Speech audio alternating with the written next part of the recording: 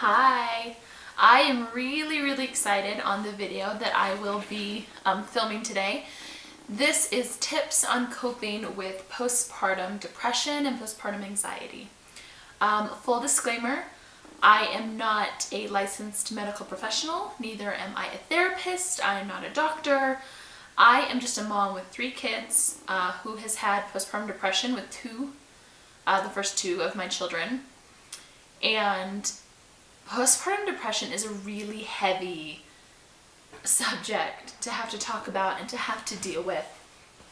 And this is more of the content that I want to put forth on my YouTube channel because this is why I started watching YouTube in the first place, was actually when I had postpartum depression. It kind of helped me get out of my funk and get out of my fog, and it really helped me out. So this is the kind of content that I want to put forward to hopefully help other moms who are in the same position that I was in years ago. So if you are coping with feelings, if you feel like you may be experiencing not just postpartum blues, because when you have a new baby, you're exhausted, your hormones are completely out of whack. It may just be the baby blues, it may be adjusting to life with a new baby, but if you are continuing to have these feelings of depression and feelings of strong anxiety, then please seek the help of a medical professional, whether it be your doctor, a therapist, a trusted friend or family member. You do not have to suffer alone. There are many people that can help you. A lot of people have dealt with this same exact range of emotions and may have some more tips and tricks for kind of breaking out of that funk and for helping understand these emotions so that you can heal and move forward.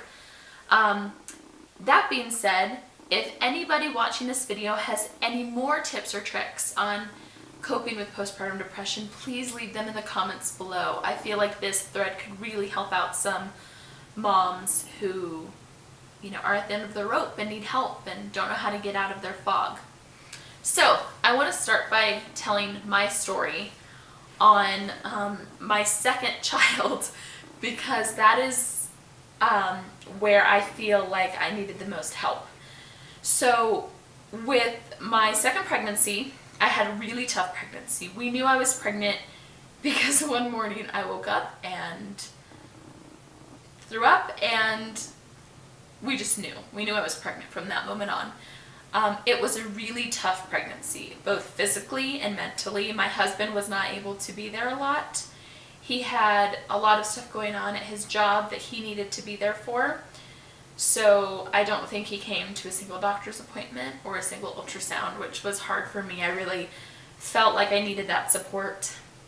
And I also had a 2-year-old. So I had to take my 2-year-old to all of my doctor's appointments and all that. And I know a lot of moms do this already, have to take their kids with them. It was just a new experience for me, and I felt like I needed some help that I was not receiving. So my husband worked a lot. Then when it came time for the birth, I had a really tricky birth, and I was not prepared for that. My first birth I wouldn't say it was easy, but it was not as difficult as my second birth. My second birth, there were a lot of problems that came up with making sure that he was okay, and I really had to have him when I wasn't in labor, if that makes sense. When I went into the hospital, I wasn't in labor, but it was kind of an emergency situation where he needed to come out. So that was difficult. He was born at around 3 a.m. and I remember he was born at 3 a.m. and then my husband actually had to be at work at 8 a.m. Due to circumstances that were completely out of his control. So I was left in the hospital exhausted with this new baby all by myself, and I remember looking at him and just thinking, oh my goodness, he is just the sweetest little baby. And hospital stay was okay. But when I got home, my husband actually had to go to work we didn't really have any help around.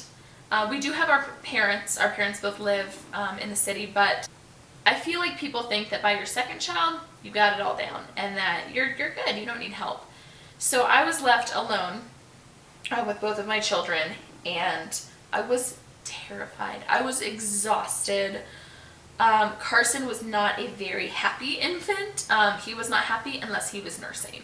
When he was not nursing, he was fussing and crying and screaming, and it was just a nightmare. So that was really, really hard for me to deal with, and I didn't have any support. I didn't know how to cook, so it was kind of, my nutrition was awful because I would just kind of buy snacky foods and be in the kitchen just snacking all day because that's what I had to eat, and I hadn't really prepared ahead of time for the fact that I wouldn't have help with meals or anything like that.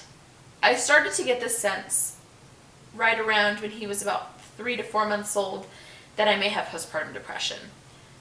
I didn't really put that label on it, but I knew that my expectation of how things were going to go with 2 kids was not the same as the reality of having 2 kids. And I was stressed out and I was upset. So eventually, there was a trip that my husband's parents and my brother-in-law were taking back east to go see their family, and my husband was not able to go to because of work. So they asked if I wanted to go and bring the 2 kids, and I didn't really want to go without my husband, but I felt this pull that was like, no, you need to go, get out of your element, go somewhere different. So I did. I took this trip. I went to my husband's cousin's house, and we stayed for 2 nights, and she's a wonderful woman. She has 3 kids now. I hadn't really told anybody what I was feeling, and for some reason, when we went to go stay with her, I just laid it all out for her. I told her how sad I was, how depressed I was, how I wasn't sure if I wasn't really connecting with my son. I felt like my soul was empty. I just felt like I wasn't happy, and I couldn't really feel the high highs and the low lows. I wasn't feeling that emotion. It wasn't even really what she said, but she was there. She was there to listen. We went outside. We spent a lot of time outside, and it was hot. She lives in North Carolina, and it gets hot there. So I remember the kids are playing outside. She'd set up like the water, they have like a little water slide and a pool, and I remember the kids are playing outside, and her and I just sat outside on lounge chairs and ate watermelon and drank water and sat in the sun, and she just let me talk. And I told her everything that was on my heart and everything that I was feeling, and it was really, really nice to be able to kind of talk with somebody about that. And somebody that didn't know me, somebody that didn't know my home life, somebody that didn't know me on that kind of personal level. It was nice just telling my feelings to somebody who didn't necessarily know everybody in my life and so that was a turning point for me, because after that, but I started,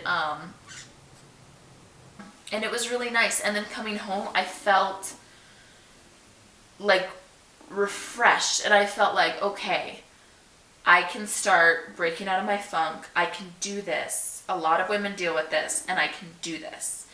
So one of the things that I told myself I was going to do was I was going to take both of my kids out of the house. I don't know if other women can feel me on this, but the transition for me from 1 kid to 2 kids was the hardest transition. I know some women say it's from 2 to 3 and some from 0 to 1.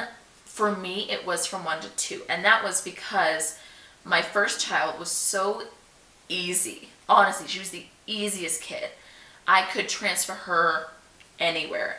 I could just put her in the car. We could go to the zoo, put her in the stroller, have snacks, I would have a jacket, I would have, like, I would be set. One kid, I got this. With 2 kids, I was terrified. It was terrifying. It was terrifying for me. Maybe it was my anxiety, maybe it was my postpartum depression, but the idea of taking both of my children out of the house by myself was terrifying. I could do it if Alex was there, I could do it if there was another adult there, but the idea of me outnumbered with 2 kids was just like, it wasn't going to happen. I took both of the kids to a nearby park. And what was funny was at the park, there were a group of moms that showed up. And one of the moms put her kid in the swing, the baby swing. And I don't know what came over me, but I was compelled. I picked Bella up, I walked her over, I put her in the swing next to the lady. She hadn't even said she wanted to swing. I just, like, put her in the swing, and I started pushing, and I started talking to this mom and asking, oh, are you guys all friends? And she was like, yeah, we're in a mom's group. And I was like, oh, a mom's group? I've been looking for a mom's group. And she was like, come join our mom's group. And we exchanged contact information, and she kind of told me where they were going to meet next. And I was really excited. I came home from the park just beaming. So that's kind of how I came out of it. Now, so here are my tips. And these tips may not work for everybody, but these are the ones that worked for me when I felt at my lowest.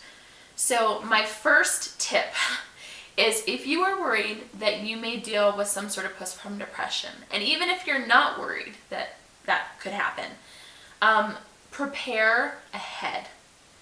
I cannot stress that enough. When you are, 30 some weeks pregnant, start preparing. I know there's a YouTuber on here that's Mom of Many, Organized Mom of Many, and I will actually link her channel down below. I'll have to remember to do that. She is fabulous. She posted a bunch of freezer crock pot meals. So before she was going to have her 5th child, she made up beforehand a bunch of crock pot meals that she basically put in double freezer bags, put them in her freezer, and then after she had her child, she was able to just put that in the fridge like the night before and have it kind of thaw out, and then put that in a crock pot, turn the crock pot on, and there was dinner. She maybe had to make rice or pasta or, something else, but dinner was done. And so I feel like that is crucial. If you are not going to have the type of help, I know some people have their parents come stay with them. I know some people have maybe meal trains. With my 3rd child, I was able to do a meal train. I was very blessed with that. My MOPS group does meal trains for new moms, and I think I got about 4 meals from moms at my MOPS table, which were fabulous. One of the moms gave me a Chipotle gift card. It was amazing. I love Chipotle, and I gave the gift card to my husband, and he went out and got me Chipotle, and I didn't have to worry about dinner. And that was so fulfilling for me to know that that was taken care of, especially for my younger children. And I want to say these are tips that helped me. So with my 3rd child, I did not have any postpartum depression. I did not have really any anxiety. And I feel like that's because I have learned from my previous 2 experiences how to better cope, how to prepare ahead so that hopefully, even if I'm feeling a little down, that it will not turn into full-blown depression. So, like I said, so prepare ahead. Maybe become part of a meal train. You can ask nearby churches. You can ask your friends. You can, I know my MOPS group, I asked my MOPS group, and they did that for me. Or if you don't have that kind of support, make meals in advance. If you're going to make a meal, make double and just put it in the freezer, and then you can heat it up and have it. I mean, there's multiple ways that you can prepare in advance, and I know there's a lot of YouTube videos out there that you can look up that are like 30 freezer meals or things like that. Number 2, ask for help. With my 2nd child, everybody assumed that I had it all figured out, and I really didn't. I really, really needed help. So with my third, when I was about to have my third, I asked my dad, I asked my mom, I asked my mother-in-law, I asked my father-in-law, I asked my brother-in-law, I asked my friends for help. Just until I can adjust to having this newborn, until, you know, all this happens. And I also sat down with my husband and we talked about it as well. And thankfully, my husband, with a third child, because we'd prepared in advance, was able to take off 2 weeks. He was able to take off. I was probably in labor with my third for like a week. Like, it was like start and stop labor. He was there that whole week to help me out with the kids, with taking them to and from places. He was able to help me out with all sorts of anything I needed. He was able to help, which was a blessing. It was huge for me. And then he stayed about a week after the baby was born, which was huge. It was huge. He was there. I was able to sleep if I needed to. He was in charge of dinner, but was really nice because I had a meal train, so some people were actually bringing dinners or giving gift cards or whatever it was. And so my husband didn't even really have to worry about dinner too much. After my husband was home for a week, he left, and then my dad was home for a week. He was not able to be there all the time because he does work a lot, but he was there for half days. So he would ask, do you need me in the morning or do you need me in the afternoon? And sometimes my husband was able to go into work later, and then like he would go into work at like 11, and then my dad would be there at 1. And then my dad would help me take care of the kids. He would help with pick up and drop off. He would help with meals. He'd bring me food if I was hungry. It was huge. It was a big blessing. And then after that, my mother-in-law took a turn and helped me with the kids and did all that. And that was huge. It was huge during that adjustment period of having that newborn and being so exhausted and my hormones being all crazy. Just knowing that I had that support system there.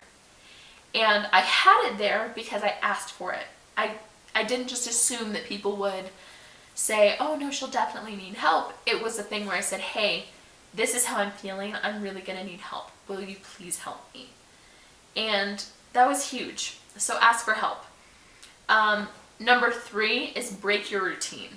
If you, when you are in the first stages of adjusting with the newborn, I understand you don't want to get out of the house, you want to relax, you don't want to take your baby out too much because of germs and all of that. Once that's all done, get out of the house. Break your routine. Do something that you would not normally do or something that you were scared to do. Every single Tuesday was mom's group. I never wanted to go. And that sounds crazy because there were moms there and I knew that it would make me feel better.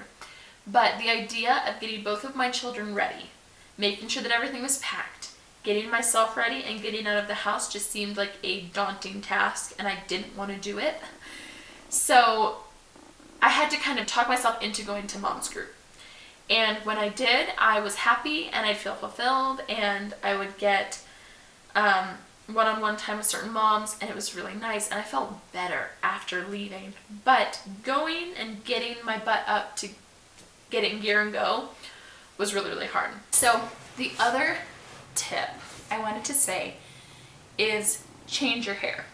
You know, my mom used to tell me that sometimes just getting a haircut, getting a fresh look can really improve your mood and can help you feel happy, even if it's just for a couple of minutes. It can help you feel put together and happy and like yourself again. My last tip would be to find a mom on YouTube that you connect with. I have found a couple through watching YouTube videos that I really connect with them. I connect with their content. They're always putting out videos that really connect with where I am, what season of parenting I'm in at the moment. Sometimes when you're dealing with depression, you don't really feel like getting off the couch or getting out of the bed. And that's okay. That's okay if that's how you're feeling for this season, because it's just a season. And I felt like that for a while. And I know that it was my saving grace to have a couple of YouTube mamas that, and they probably don't even know who I am, but I would watch their videos and it would motivate me to want to break out of this funk. And it was really helpful when the moms were real and when they would say, this is how I'm feeling, this may be how you're feeling, and that's okay to feel that way. And it really helped me out. And one YouTube mama especially, I actually messaged just to tell her how much she has helped me break out of this funk and out of this fog, and that I really appreciated her content and her positivity and her spirit. And I just sent out a message, didn't really figure I'd get a reply because she had tons and tons of followers, and she messaged back that same day and just said, I am so happy that my content is helping you to realize how great of a mom you are, and that you just have to keep trying and just go day by day, and we're all in this together. And it was wonderful. It made me so happy. And it was really honestly just because somebody looked at me and said, it's okay. The way you were feeling is okay. It's a season, and I promise that it will end. Those are a few of my tips for coping with postpartum depression and anxiety. I really hope this video is able to reach somebody and really help a mama that needs it. If anybody has any other tips, like I said in the beginning, please leave them in the comments below so that we can help all of these moms, and we're all going through this together. I feel like this is a wonderful community and forum to share this on. Thank you so much for watching my video. Please like and subscribe if you like it and would like more content like this. So thank you. Bye. We were young and we were free and running, never bothered about